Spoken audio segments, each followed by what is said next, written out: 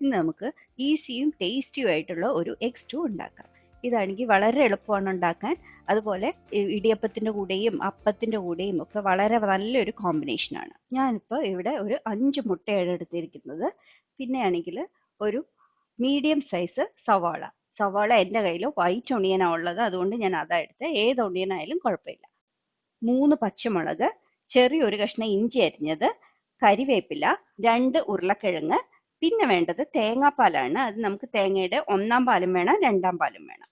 മല്ലിപ്പൊടി 1/2 ടീസ്പൂൺ, പെരുംജീരകം 3/4 ടീസ്പൂൺ മുതൽ 1 ടീസ്പൂൺ വരെ ആവാം. ഉപ്പ് ആവശ്യത്തിന്. താളിക്കാനായിട്ട് വെളിച്ചെണ്ണ, കടുക്, ചെറിയുള്ളി ഒരെണ്ണം, 2 വറ്റൽമുളക്, കുറച്ച് കറിവേപ്പില.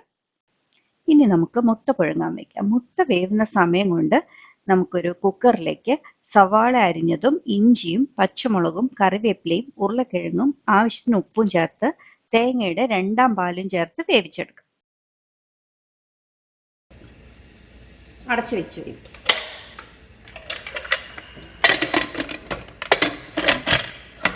ഇതിവിടെ ഇരുന്ന് വേവട്ടെ. 2 വിസിൽ വന്നിട്ടുണ്ട്. ഇത് ഞാനിപ്പോൾ ഓഫ് ചെയ്യാൻ പോവാം.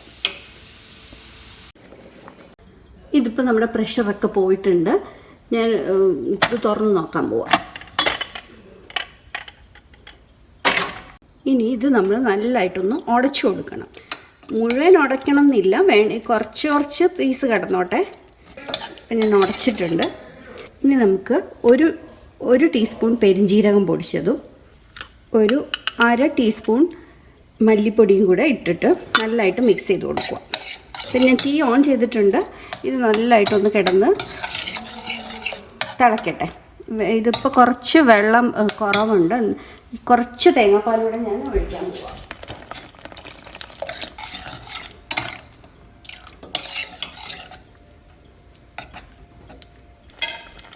ഇതിപ്പം ചെറുതായിട്ട് തിള വന്നിട്ടുണ്ട്. അന്നേരം ഞാൻ പുഴുങ്ങി വെച്ച മുട്ട ഇതിനകത്തോട്ട് ഇട്ട് കൊടുക്കുക. ഇതിപ്പം നല്ലതായിട്ട് തിള വന്നിട്ടുണ്ട്. ഇനി നമുക്ക് 1-ാം പാല് ഇതിനകത്തോട്ട് ഒഴിച്ചു കൊടുക്കണം.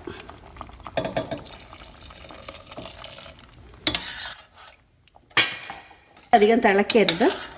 ചെറിയ തീയിലിട്ട് ഒന്ന് ചൂടായി വരുമ്പം ഇത് ഓഫ് ചെയ്യണം നമുക്ക്. ഇപ്പം ചെറുതായിട്ടൊന്ന് ചൂടായിട്ടുണ്ട്. ഇനി ഞാനിത് ഓഫ് ചെയ്യാൻ പോവാം. ഞാൻ ചൂടാവുമ്പം കുറച്ച് വെളിച്ചെണ്ണ ഒഴിച്ചു കൊടുക്കും. ഞാനിവിടെ 1 ടീസ്പൂൺ വെളിച്ചെണ്ണ ഒഴിച്ചു കൊടുക്കുന്നത്. എണ്ണ ഇപ്പം നല്ല ചൂടായിട്ടുണ്ട്. അന്നേരം കുറച്ച് കടുക്.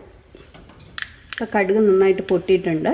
ഇനി അതിലോട്ട് നമ്മൾ അരിഞ്ഞു വെച്ചിരിക്കുന്ന ചെറിയുള്ളി, വറ്റൽമുളക്,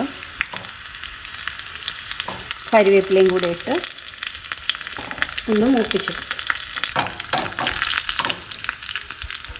ഇനി ഇത് നമ്മൾ ഉണ്ടാക്കി വെച്ചിരിക്കുന്ന കറിയിലോട്ട് ഒഴിച്ചു കൊടുക്കും.